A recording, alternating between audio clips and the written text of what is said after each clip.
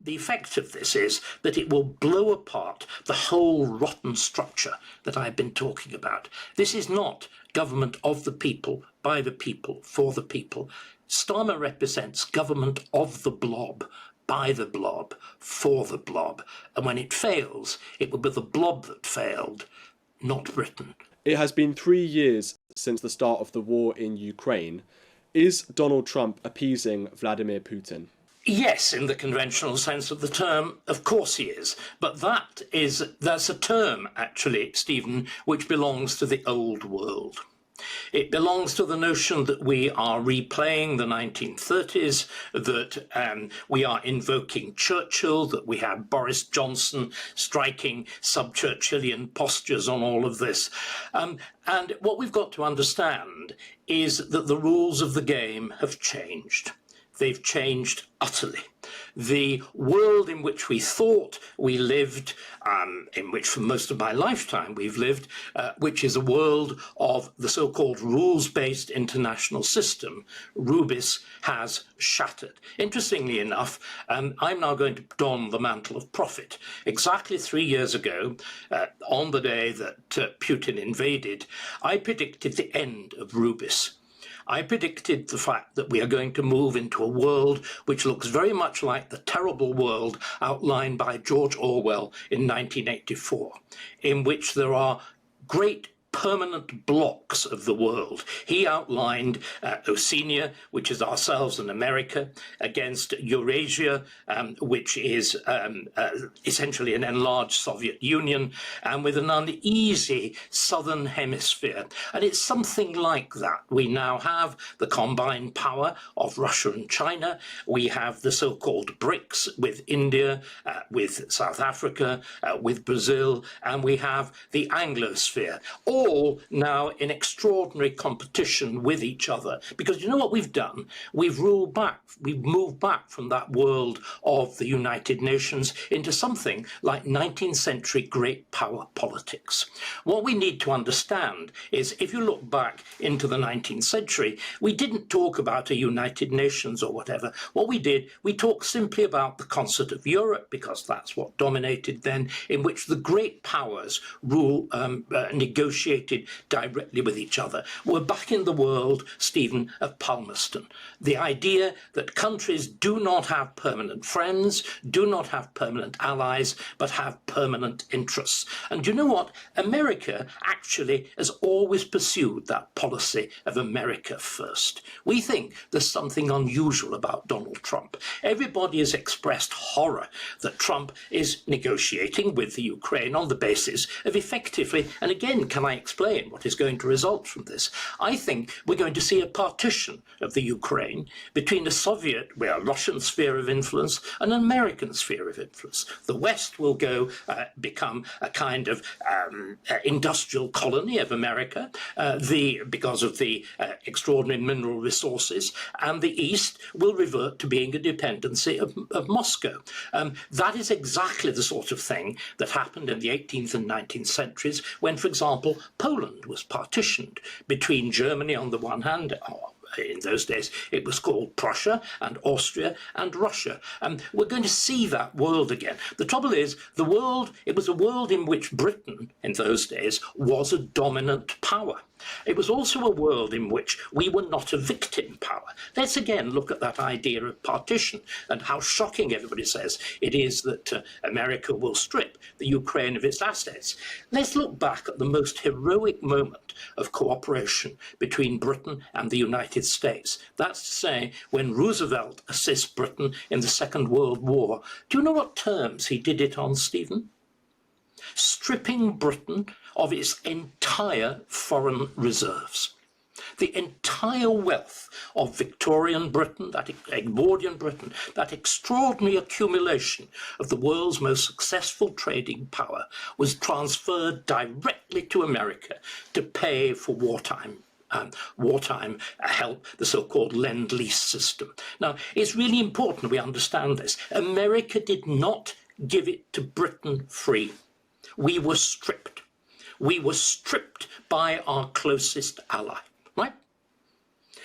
Again, it is even more striking. Look at the aftermath of the Second World War. What is it that ends the British Empire? What ends the British Empire is America. It's Dwight Eisenhower, the president who had actually led, when he was the Allied general, had commanded the Allied forces, led the D-Day landings and whatever. What does he do? He effectively, by refusing to support Britain and France in Suez, ushers in directly the end of the British Empire. So when you look at those maps, which show Britain before 1939 ruling the quarter of the globe, to Britain at the end of the 1960s, shrunken more or less to this island, it is our American allies who are directly responsible. This is the reality of great power politics. We've been lying to ourselves. We've been pretending.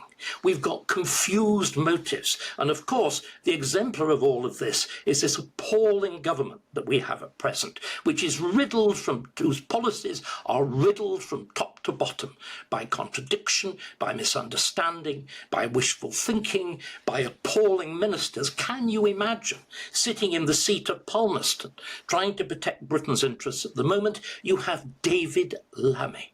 David Lammy, who thinks that Henry VII succeeded Henry VIII, who, when he watches the smoke rise from the next papal conclave, he is on record at the last one as saying, "Isn't it shockingly racist that there will be black or white smoke depending on the skin colour of the Pope?" You have somebody as invincibly stupid as that, in theory, defending British interests. Now, the British elites, they view this war through their own historical comparison. As I said at the beginning, they view this as Vladimir Putin is Hitler and Zelensky is Winston Churchill. And this is the only world in which they live in. The only historical comparison that these British elites and some in America view foreign policy through is the 1930s, Neville Chamberlain and appeasement and so on. And it's just interesting, isn't it, that they view this very much as a moral decision, not as a pragmatic decision. They have the good guys and you have the bad guys, and we can't let the bad guys win. So how do you respond to this idea that this is all, another 1930s Putin as Hitler? I think, again, you're asking a question which is really in parallel with your previous question, and much of my previous answer answers this question. But you've also left something out. All the European elites are basically pursuing the same model of a moralistic foreign policy. It is, of course, exactly let's again be quite clear now, it is precisely the foreign policy that America itself led the way on, from the moment at which America becomes what's known as the unchallenged hegemon, in other words, the supreme world power. And remember, Stephen, this is a very late moment. From my life, in the early course of my lifetime, I'm born in 1945, from 1945 to 1989, America was not the sole hegemon.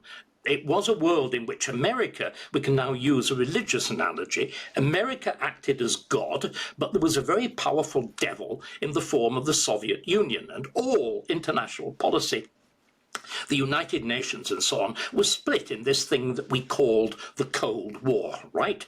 What then happens with the fall of the Soviet Union, the fall of the Berlin Wall, and so on, and in 1989, is that there's the apparent absolute victory for the West. That's to say, for America.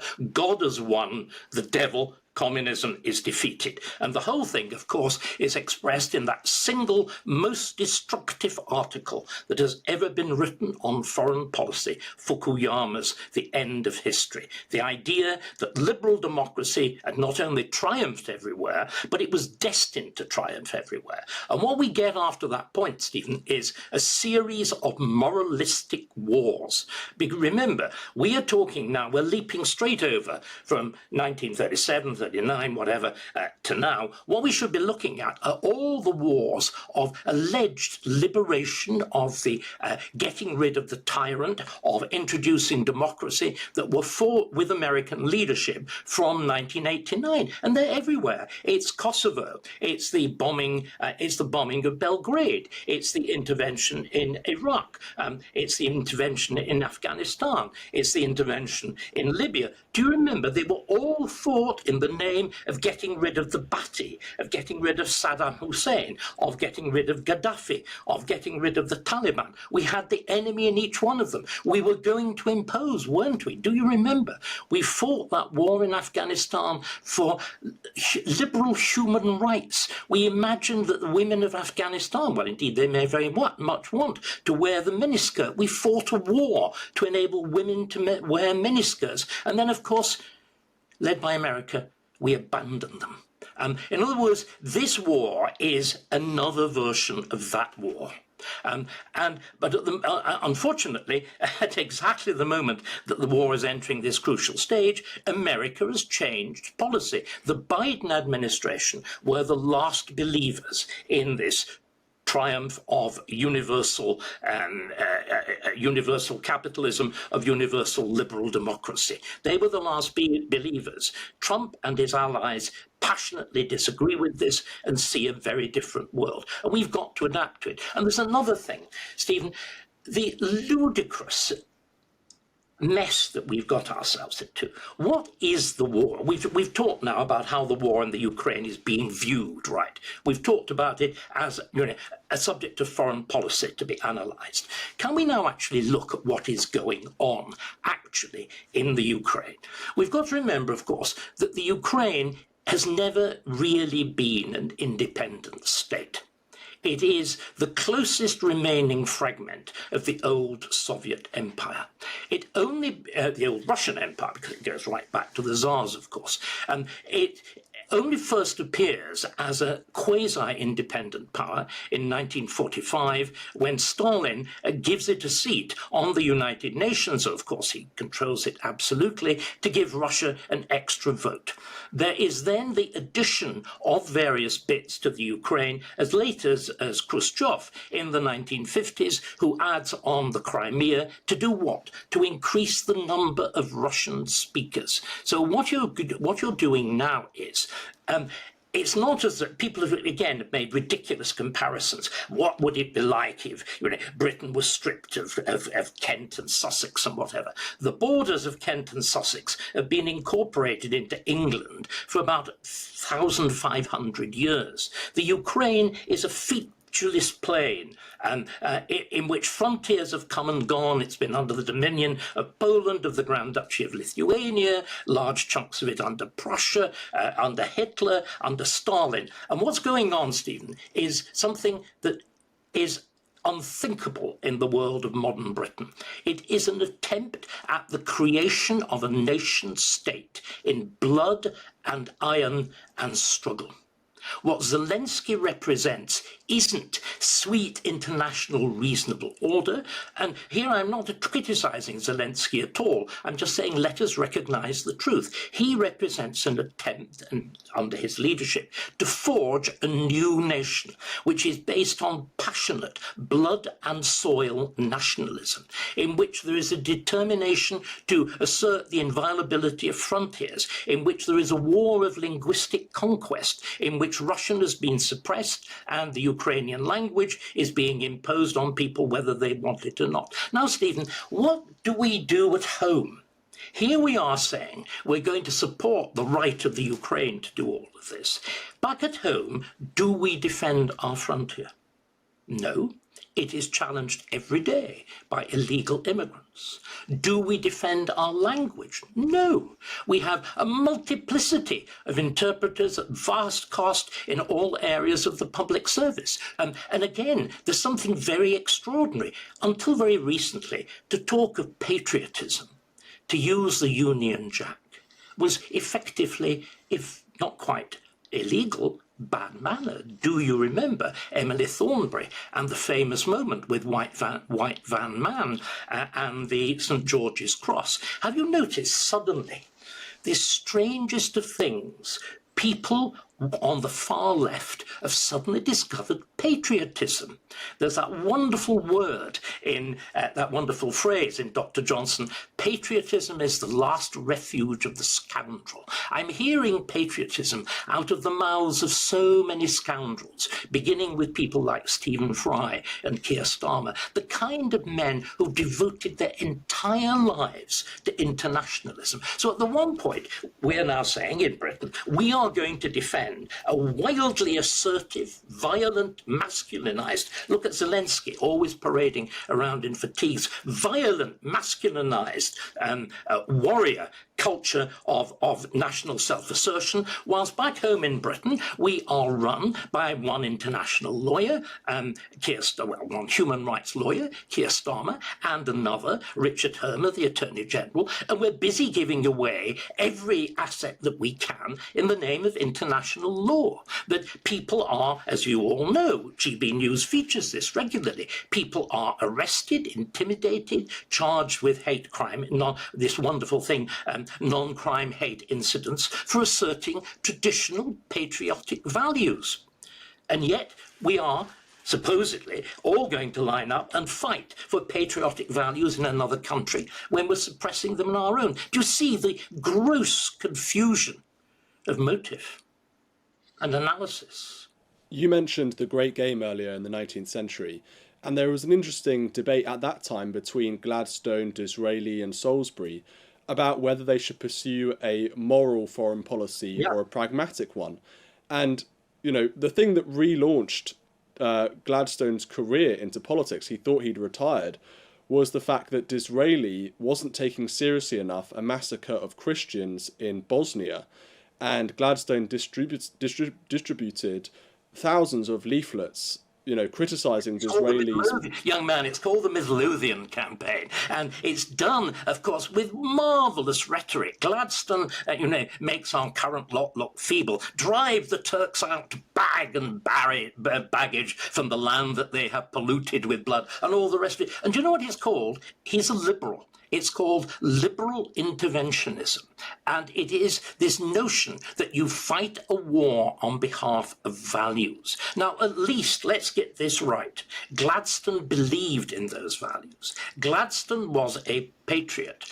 The people who succeeded him in the Liberal Party were patriots. They were prepared to fight in the name of those values in the First World War. It was a Liberal government that took us into the First World War. What we're dealing now, of course, is this gross contradiction.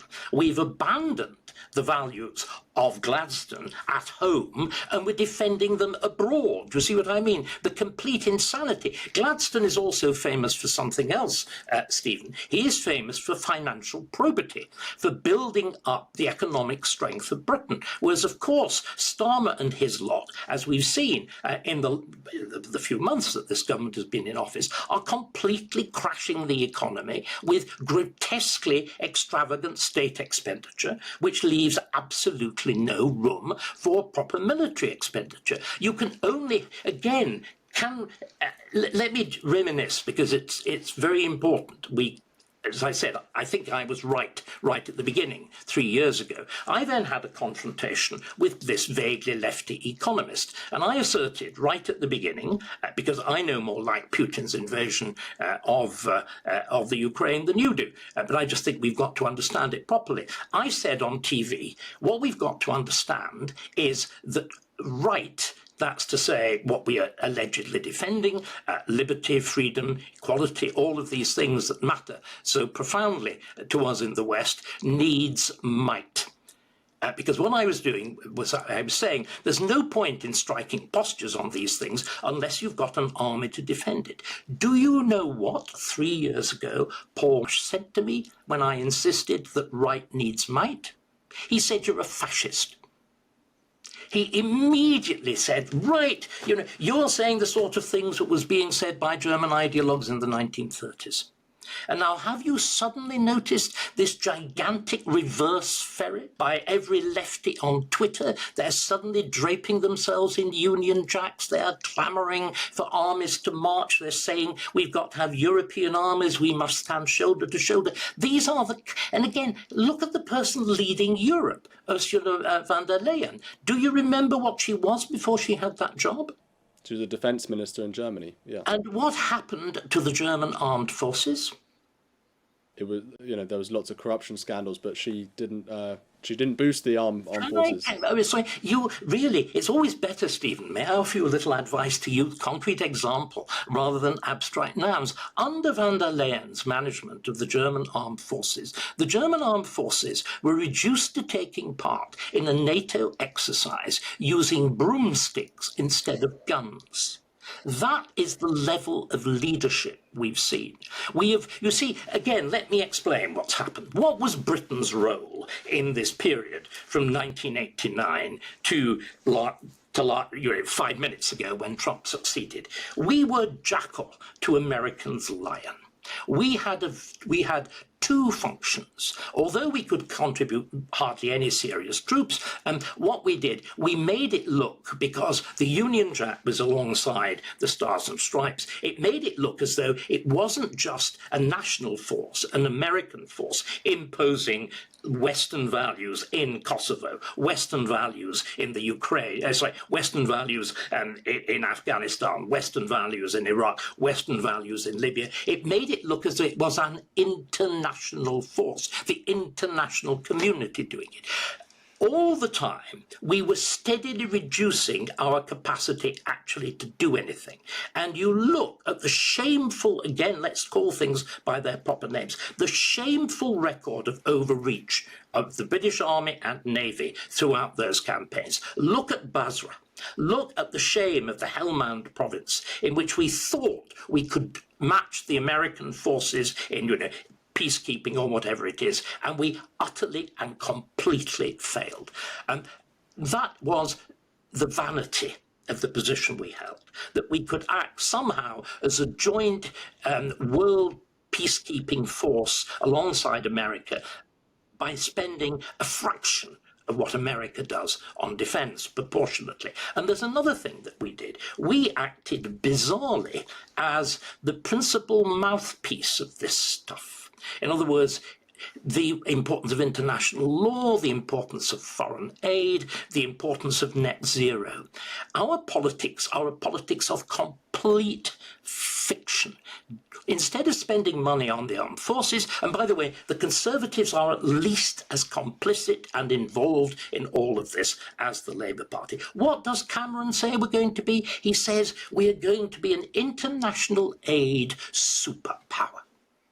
Instead of spending money on the armed forces, you fling it at every organisation, huge sums, and so much so they're so big that they have to be, because of Treasury rules, you've got to fling hundreds and thousands and millions away at the end of the budget every year because you haven't actually spent it. And you give it to any kind of organisation you can think of. And then what's the other thing? So that, in a sense, is continuing under the Labour Party. And by the way, there's that wonderful phrase of my old colleague at LSE, Peter Bauer, on the subject of foreign aid. What is foreign aid? It is taking money from poor people in rich countries and giving it to rich people in poor countries. That's what it does. It also does something else. Humanitarian aid is catastrophic. It's catastrophic in Africa because we've given them modern medicine without modern economies.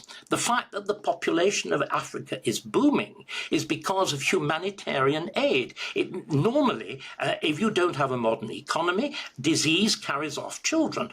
Because we're actually stopping that happening, you have this booming population which is entirely incapable of being employed at home. Let's take another instance. The other thing that we've done, of course, is sign ourselves up to net zero, which again was a major part of the policies of the last Biden administration. It is now perfectly clear we are completely destroying our own economy. And what's most interesting, and at the same time we boost the economy of China, and what's most interesting supporting our extraordinary pursuit of net zero, which, remember, is legislated in its present form by Theresa May, not by Labour, but Labour enthusiastically pursuing it. What it does in particular, Stephen, is make it entirely impossible to build a serious munitions industry at exactly the moment when we need to be increasing the actual weaponry of our armed forces. We have electricity prices, energy prices, 4 times higher than any of our industrial competitors. So again, this notion, you see, we're going to be an international aid superpower. We're going to be a net zero superpower. This is the notion that the world is, as it were, is looking on in wonder, applauding, saying, oh, Britain is at the cutting edge of our values. Again, it's this myth of Britain as the Athens to America's Rome. The Americans being a bit thick and stupid, they supply the muscle for this wonderful advanced view of human and international relations. But Britain supplies the intelligence, it supplies the themes, it supplies the rhetoric. Our new flagship, as it were, the prow of the flagship of noble internationalist aid superpower, losing my voice in my enthusiasm. Net zero superpower is a kind of gilded and naked Stephen Fry on the warship of British. The whole thing is silly. And the NHS is the envy of the world. That's and the NHS, all of this stuff. I mean, sorry, do you understand what I'm trying to say? We have had a complete policy at home, are having a policy at home and abroad of entire rhetorical fiction. In the same way, this government thinks it can bring about growth by talking about growth. This is the rain dance.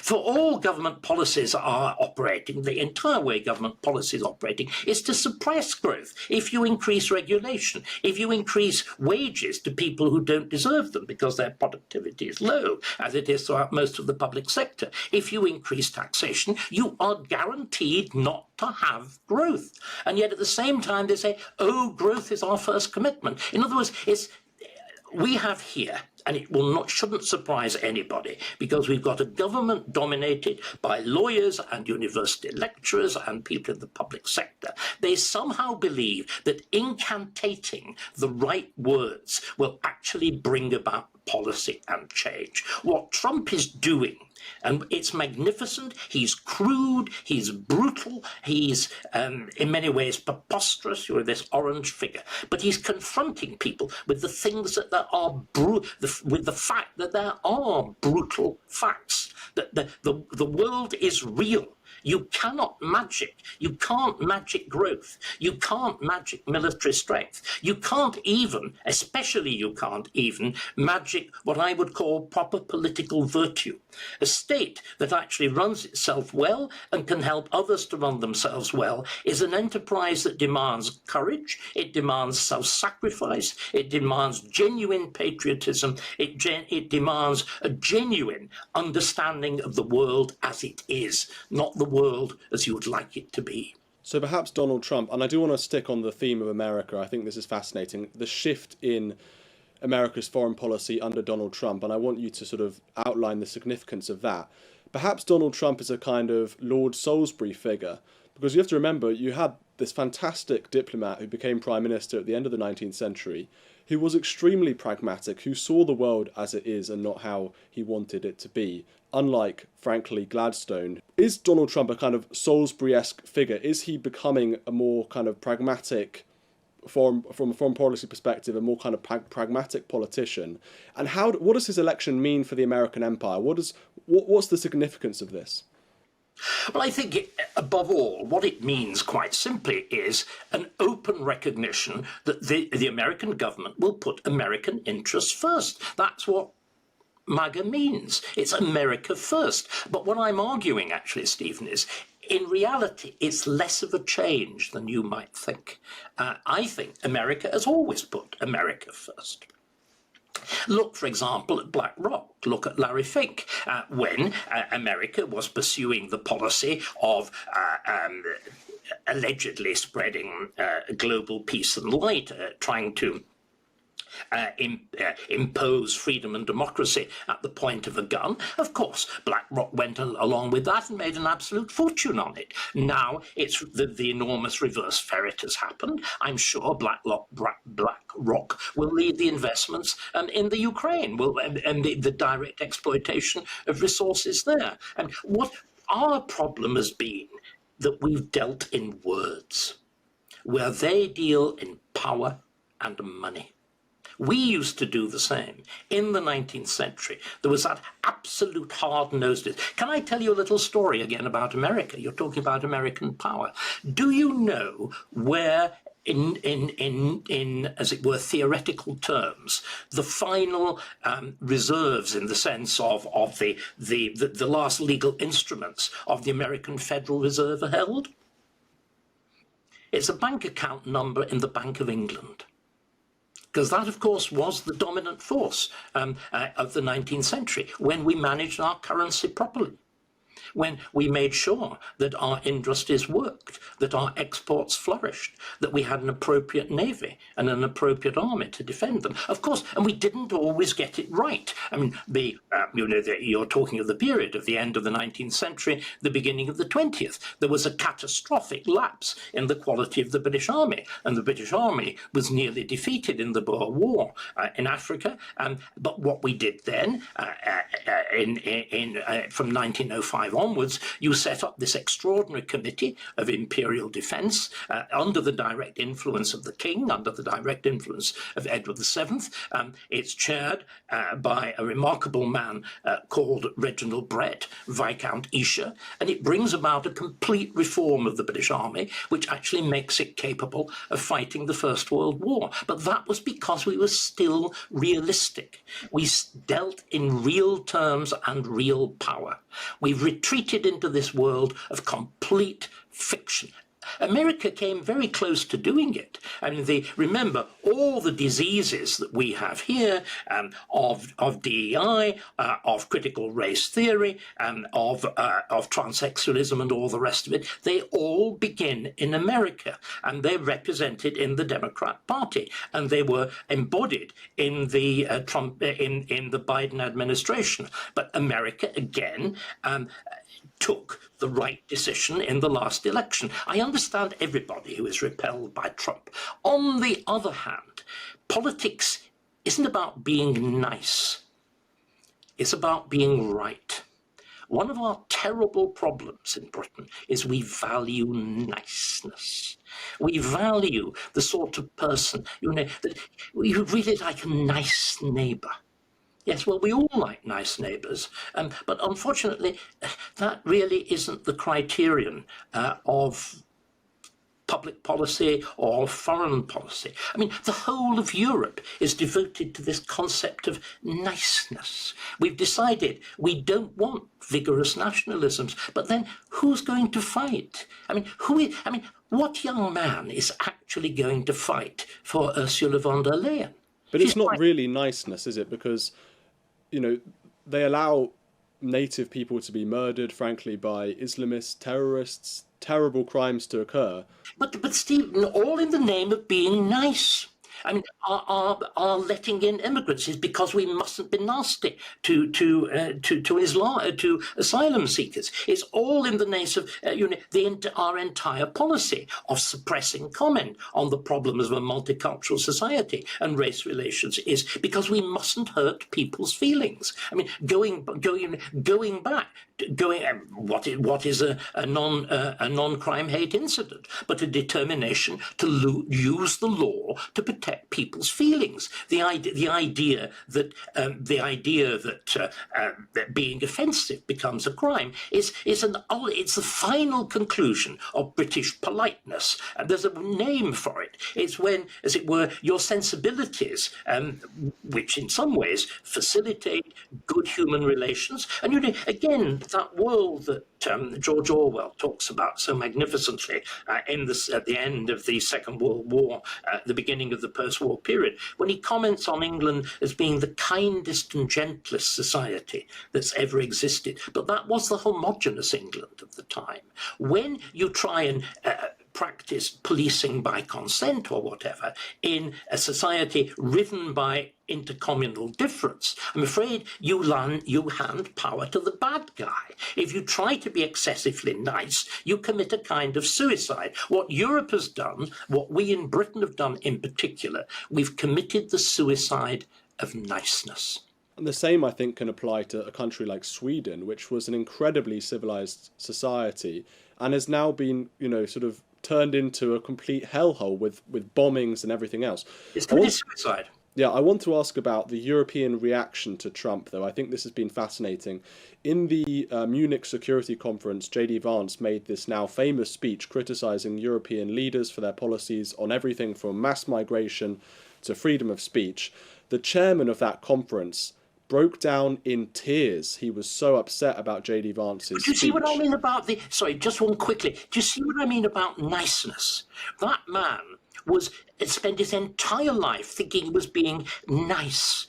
He lived entirely in a world of words, and suddenly it's like somebody farting in church. I mean, Vance's speech was farting in church. Here was somebody who denied the faith, who pointed out that, again, other phrases, the emperor had no clothes. Europe has been parading naked, literally naked in the world. We've been spending nothing on defense, and we've been assuming that America would protect us. We've been advancing all these claims to wonderful values, and all we've ever done is talk, and we actually destroy, as you pointed out, as I pointed out, this generalized suicidal niceness is destroying, as Dan said, the very values it's supposed to be protecting. In other words, I go back to my exchange. Right needs might, at home and abroad. It needs courage. It needs all the unfashionable masculine virtues.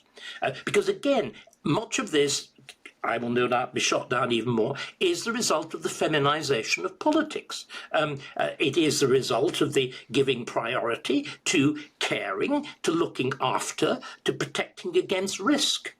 Okay, let's talk about the European reaction again, like I mentioned, to Trump. The AfD did very well in the German elections, not quite well enough to form a government, but it looks like there's going to be a new German chancellor from the CDU. And he's been talking about how Donald Trump doesn't seem to care about the future of Europe, and he's talking about European independence. Ever since the end of the Second World War, the US has had a massive amount of military presence on the continent, and that has led to complaints from many on the left and the right, from nationalists who say we shouldn't be America's lapdog. Enoch Powell was a famous example of this, who was furious that Britain had basically become a kind of a sort of subservient state to the United States. Do you think that with Donald Trump's election, with his actions in Ukraine, with his kind of intimidation over NATO and so on, will this finally force Europe to become independent of the United States for the first time since 1945?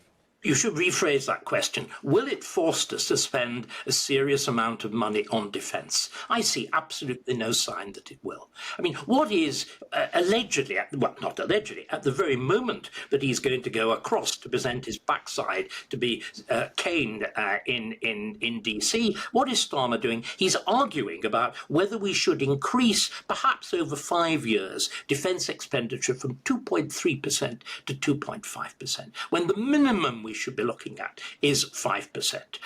Again, look at the likely new Chancellor of Germany, Merz. He has explicitly ruled out going into a coalition with the AfD. That means he will have to go into coalition, once again, bizarrely, with Scholz's party, with the SDP. They are absolutely opposed to any serious increase, as far as I can see, in military expenditure. They're absolutely opposed to any serious control of immigration. They're absolutely opposed to anything that actually needs to be done. France is bankrupt. The rumours are that it will actually require the equivalent of a bailout from the European Bank. I mean, what are we going to do? The only countries, again, let's be quite serious about this, Europe does not exist Can we stop talking about it? To go back to those wonderful realists of the 19th century, Count Metternich, the Chancellor of the Austro-Hungarian, well, he wasn't, it was then the Habsburg Empire, the Chancellor of the Habsburg Empire says Italy is a geographical expression, it's not a country. Europe is simply a geographical expression. Even those bits of it that belong to the EU. The only countries that are taking this seriously are the countries that need to take it seriously. Finland is taking it seriously because it's got a border with Russia and it's only just recovered its full independence from the monstrosities of the Russian invasion. Latvia, Estonia, Lithuania, Poland, above all, now the most successful economy in Europe, that is genuinely rearming because they see the necessity. Do I think Germany is going to free itself from this extraordinary politics of the naked emperor? No, I don't. Do I think Italy will? Do I think Spain will? No, I don't. Do I think Britain will? It is impossible under this government. And we've got to recognise this. It is a genuinely terrifying position. We have on the one hand the government and again the opposition. The opposition in many ways were even worse. Talking what do we have to do? We've actually got to put Putin on trial before the International Criminal Court, uttering these blood-curdling threats when we couldn't resist. I would reckon we could resist a Russian attack for about 2 days, if we were lucky. In other words, we've got this politics of absolute fantasy, of confusion of purpose, of ignorance, and unbelievable ignorance. It's terrifying. And I see no evidence of anybody seriously in power, in other words, anybody in the cabinet. I don't see any evidence of anybody in the civil service. In a funny way, Mandelson at least has some understanding of reality. The one thing nobody could ever accuse Peter of doing is not having a very shrewd sense of reality. That may be putting it rather politely, but nevertheless, I have much confidence. But he's a wholly exceptional figure. Sticking with the theme of Germany and the German elections, some people may be surprised that the AfD only got 20%. This is 1 in 5 voters, because the issues facing Germany today seem staggeringly, difficult for them from a migration perspective, an economic perspective, cultural perspective. There seems to be endless terror attacks. Horrible things have been going on, and yet only 20% of the population voted for the AfD. The other way of looking at it is the AfD vote did double in the last 4 years, and the SPD, I think, went down to 16%, the lowest number it's gotten an election since 1887.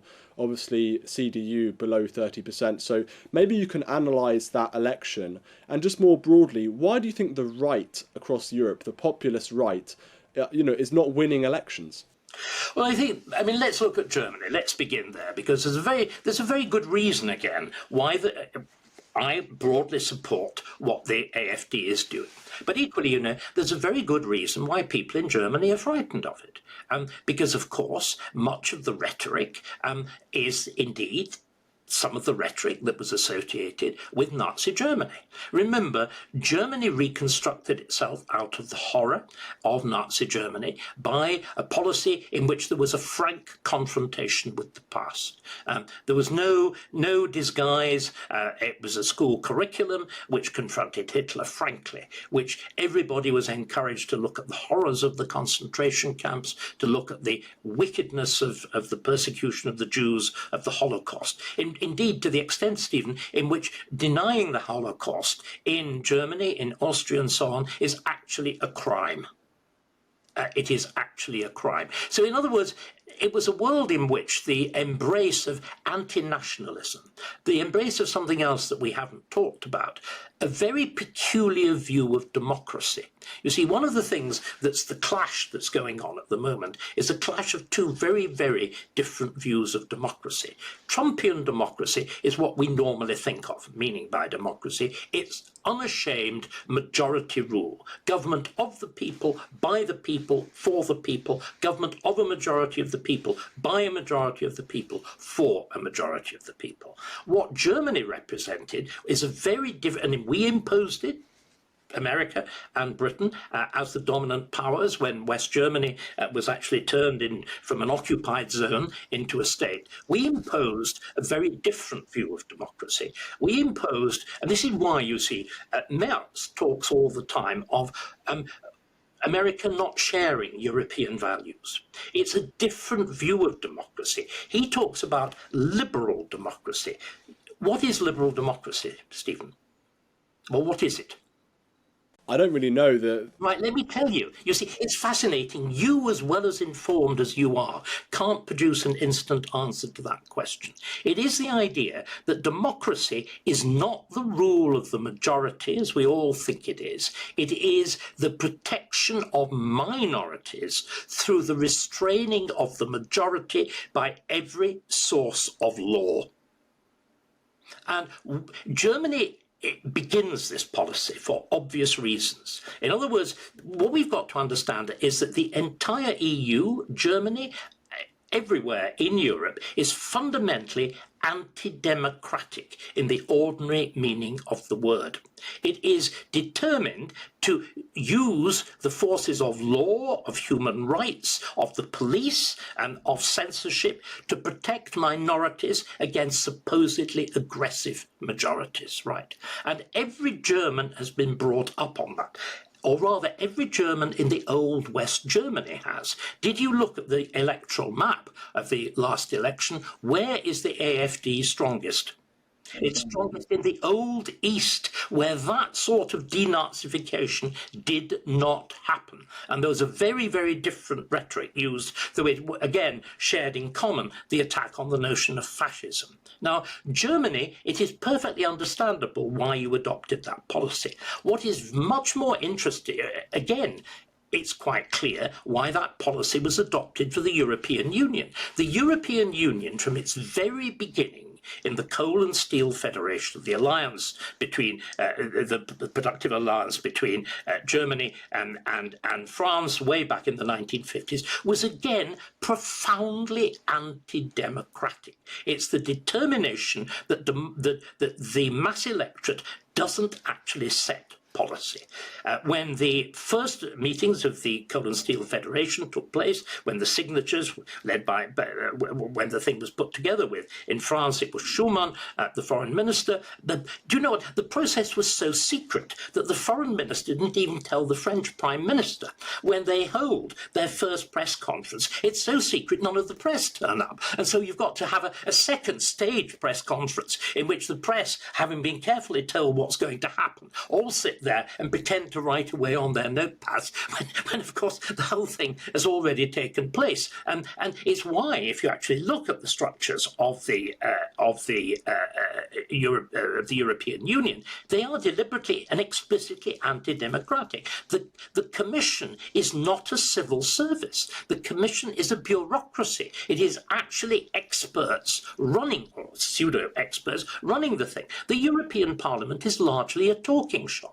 Now, the bizarre thing is that in Britain, although our patriotism, although the strength of our economy, although the support of the empire was the only things that enabled us to defeat Nazi Germany, we have borrowed this anti-democratic politics too. It's the politics of the left. And the way that the politics of the left have been introduced into Britain is we've decided that our record in the empire, and particularly our record on slavery, was the equivalent of Germany's record in the Holocaust. This is why there was that desperate attempt, which I was cancelled for arguing against clumsily, to pretend that slavery is the new Holocaust, is a new genocide. It's to undercut the legitimacy of British politics and American politics. It's why you've tried to replace in America 1776 with 1616, because you're trying again to undercut the legitimacy of democratic politics. And this again is why we now have this funny new word. Why do we have the word populism? Because populism means exactly what democracy used to mean. It means government that pays respect to what the majority wants, but we've redefined it into something else. And in Britain, it's all embodied in this strange thing called the rule of law. The rule of law is its complete invention. I've a major article of mine on this is just coming out at the moment. It's a complete fiction coined in 2006, which effectively says that politicians who answer to the electorate can't be trusted. This is why we see judges intervene at every single stage in the political, in the administrative, and in the economic process. And the most interesting thing I found, Stephen, when I actually researched this, I looked at the writings of the man who is responsible for this, Tom Bingham, the former principal law lord, the author of the classic book on the rule of law, a great advocate of human rights. And I want to quote now from the main lecture that he gave on the subject of human rights, because it puts into a nutshell everything that I've been talking about. What Bingham says, and I am quoting, is human rights are anti-democratic. They are counter-majoritarian. They are designed to protect unpopular minorities against the majority that the majority will not protect politically. And do you know what he goes on? He lists people like the mentally ill. Are you wondering why we've had these cases with people like Ruda Kabana and Kalokane? Because they are now bizarrely protected by the law. Do you wonder why we protect, as antisocial a group as the Roma? Well, because they're actually in his list. They're in Bingham's list. Because, of course, Hitler persecuted the Roma. So the Roma must be protected, although they're the most antisocial group on God's earth. You see what I mean? So Britain and America have experienced a process that tried to Germanize their politics. In Britain, it's the left, though with the aid of much of the liberal conservative so-called right. In America, it was passionately the Democrat Party. In America, that's been rejected with Trump. We, unfortunately, got completely out of sync, and we've introduced this politics in dramatically reinforced form with the Starmer government, which is a government of international lawyers, human rights lawyers, fundamentally anti-democratic, which is why we're seeing all of these things that GB News rightly agitates about, that the Freedom of Speech Union agitates about, which is the attempt to silence public debate. And just finally on Starmer, one last question. How long can his government survive? I know that obviously he's got this huge majority in Parliament, so, realistically it looks like he'll survive the entire 4 years. But he's so unpopular, unprecedented levels of unpopularity in the polls in such a short period of time. How long can he truly survive politically if Labour think this is a dud when he's not going to be able to be re-elected? I think there are so many issues here. I mean, I agree with you, the unpopularity, deservedly. But remember, this is a government that bizarrely is elected not to be popular. Forgive the paradox. We have a democratic politics in which democratic politics is supposed to be rather disgraceful. This is why Starmer constantly attacks populism. The last speech, when you think about it, it's an extraordinary thing for an elected leader to attack half his people. We are seeing, do you see what I mean? It's a body divided against itself, but also it's the internal contradictions of this government, which I think are most important. It recognises it can only survive by growth. But equally, it is committed to doing everything it can to stop growth. There's also another thing which we haven't talked about, the extraordinary business of Rachel Reeves.